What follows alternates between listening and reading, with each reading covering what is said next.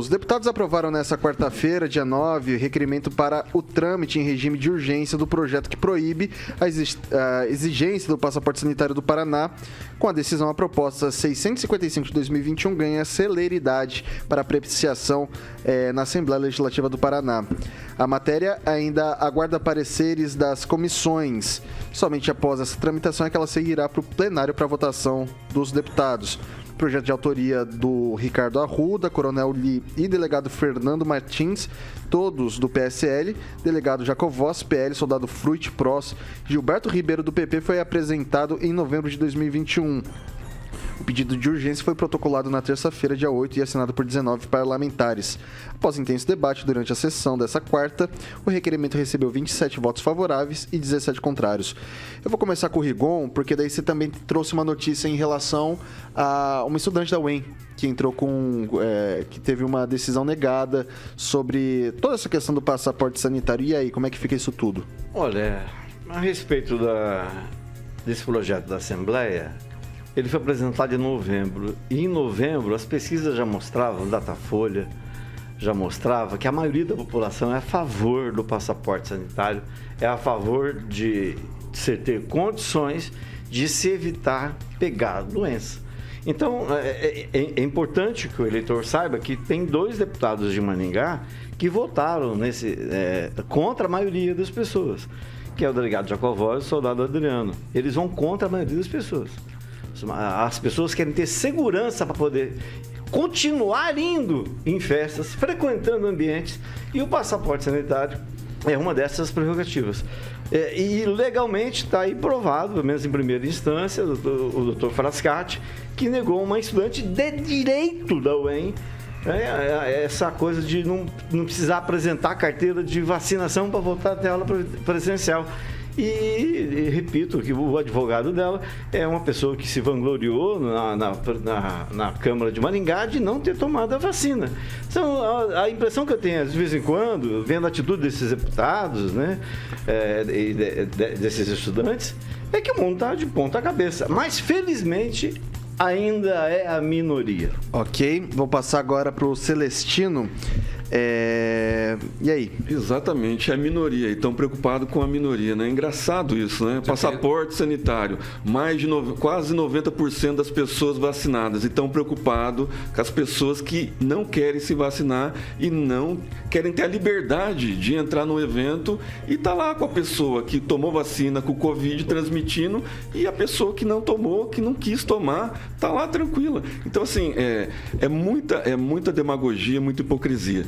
Lá no HU mesmo, por exemplo, tem mais gente internada com vacinada do que não vacinada, né? Então, assim, o passaporte sanitário é um totalitarismo, né? É segregar as pessoas, é separar. Daqui uns dias vão ter que pedir passaporte sanitário para entrar no ônibus, que nunca pediram, né? Então, assim, aonde está a eficácia do passaporte sanitário? Hoje, no jogo do Maringá, por exemplo, você tem informação, Ângelo Rigon, que vão pedir o passaporte sanitário? Eu não reconheço a existência física, muito menos moral desse Maringá Futebol Clube. O que eu conheço é o Alvorada Esporte. É o time da cidade que está dando orgulho, que gera emprego, né? Gera divisa, gera renda. Ele não admite isso. Ok. Só para deixar 2 coisas bem claras, tá, pessoal? Que foi votado hoje na Assembleia para ver se entra em regime de urgência a proibição do passaporte da vacina, a criação do passaporte, a proibição do passaporte da vacina. Então, o mérito do projeto não foi debatido e não foi votado. O que foi votado foi a urgência disso, tá? Só para deixar bem claro. E a segunda coisa já falei as 2. Vai lá, Francês. Quem deferiu a solicitação da estudante de direito foi o juiz Nicola Frascati Júnior, e outro juiz também deferiu um outro pedido, que aí no caso foi de um professor da UEM que queria entrar no campus e dar aula sem ser vacinado. Também foi indeferido, nesse caso, pelo juiz Frederico Mendes Júnior. Vara fazendária. Bom. Vai lá, Vidigão, então. Bom, eu não conheço o senhor juiz, não tenho amizade, a questão é essa. A questão é a seguinte: o que ele diz na sentença dele, de uma forma muito resumida? Ele diz o seguinte: a vacina não é obrigatória, primeiro. Primeiro ponto é isso. A vacina não é obrigatória. E segundo, a universidade tem o direito de exigir o comprovante de vacinação. Você vai falar, essa decisão está equivocada? Não. Essa decisão, se a gente for olhar lá no STF, o que o STF decidiu no passado é que os municípios e os estados, eles têm competência conjunta com a União para legislar sobre esse tipo de situação. Então, o município, ele pode sim decidir se o determinados estabelecimentos, assim como a UEM pode decidir se o determinado estabelecimento vai exigir a entrada de vacina. Isso é um fato. E para tomar essa decisão, é aquela novela que eu já contei antes aqui. O que a justiça tem levado em consideração de forma acertada é a preocupação com a saúde da coletividade. Porque quando a bomba, e cá entre nós, quando a bomba estoura, né, nós aqui não temos hospital federal em Maringá. Nós temos hospitais municipais. Nós temos as UPAs. O município, normalmente, o município e o estado que vai segurar o rojão. Sobre a questão dos deputados, tudo bem, mas eu posso falar. Deixa primeiro o Rigon passar para o professor Itamar, depois você retoma. Vai lá, professor Itamar. Bem, Vitor, essa questão do passaporte, questão de decisões de juízes, coisa para a gente refletir, né? As coisas, quanto menos elas existem concretamente, maior se torna a fé que as pessoas têm nela, né? Então, essa questão do passaporte virou um dogma, né? As pessoas acham que todo mundo tem que ter esta vacinação, quando está evidente que não resolve o problema de contaminação.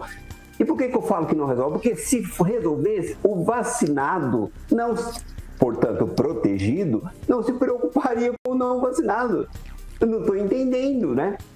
Com respeito à moça que entrou, a estudante que entrou com o pedido, o juiz decidiu negar o seu liminar. O que me preocupa é o ativismo judiciário, né?